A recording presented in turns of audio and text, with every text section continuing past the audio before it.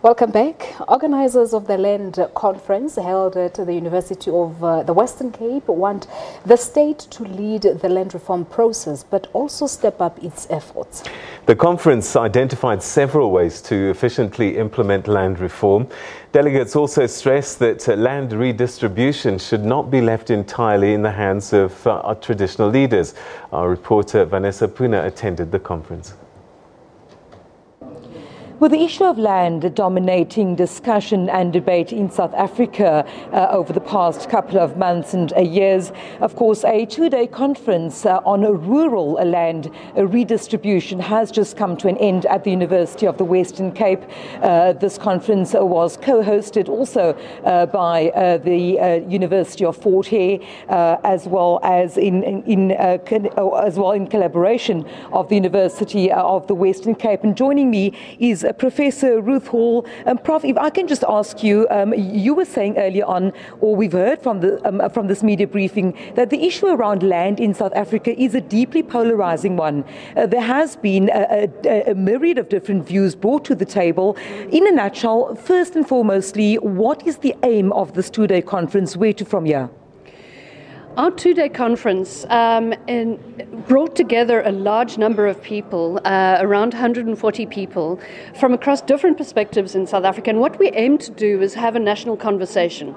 Clearly, the political debate over the past 12 months has focused on the question of expropriation of land without compensation. But there are broader questions that we were posing. For instance, who should benefit from land reform? Which land should be acquired?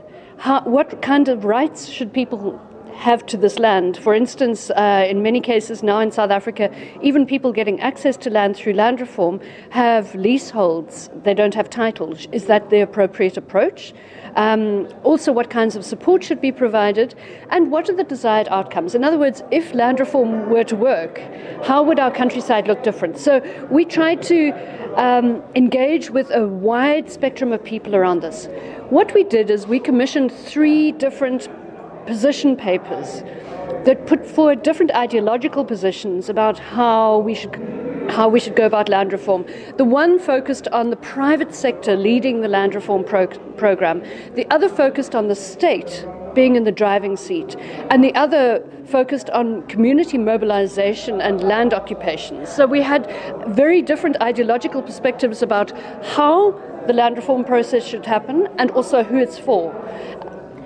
Prof, if I can ask you, I know this conference focused specifically on rural redistribution. Can that debate even be had without looking at land in the urban context? We understand that urbanization is a reality. More and more people are moving from rural areas to the urban areas.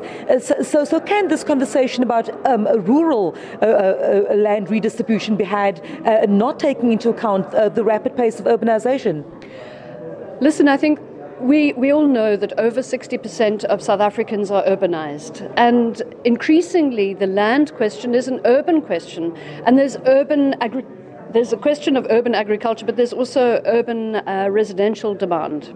So I think that a lot of the push around land reform, as we've seen in the past year, a lot of the land occupations have been happening in cities. So we have both rural and urban land questions. What I would suggest is that what we said from this conference is that this can't be the end point. We want to have a series of conversations.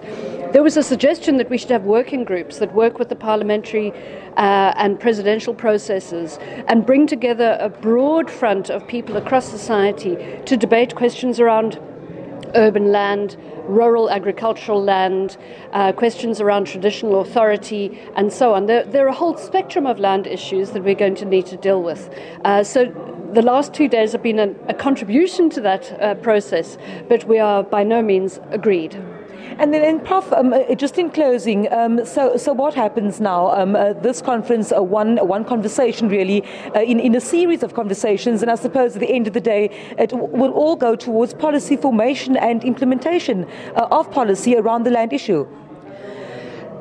Today we're going to be having a meeting of the Presidential Advisory Panel on Land Reform and Agriculture at the University of the Western Cape, and our panel will be meeting to discuss questions around expropriation and compensation. We are bringing in experts, we're bringing in international experience. So we will also report back on what came out of the past 2 days conference.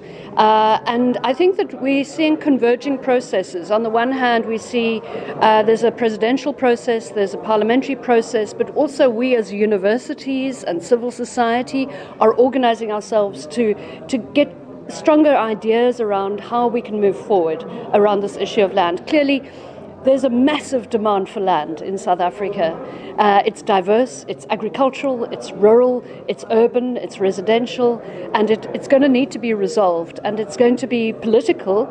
We also don't expect that this is going to be resolved before elections. The parliamentary process is going to continue after elections. The process around the expropriation bill is going to continue beyond elections. And so I think that what's very important is that we try to forge alliances across academia, civil society, private sector, government, and we move forward in a coherent way over the next perhaps 12 months. Thank you very much. Of course, Professor Ruth Hall there speaking to us from the University of the Western Cape at the end of a 2-day conference in what the organisers are calling a debate aimed at framing the conversation around rural land redistribution in South Africa.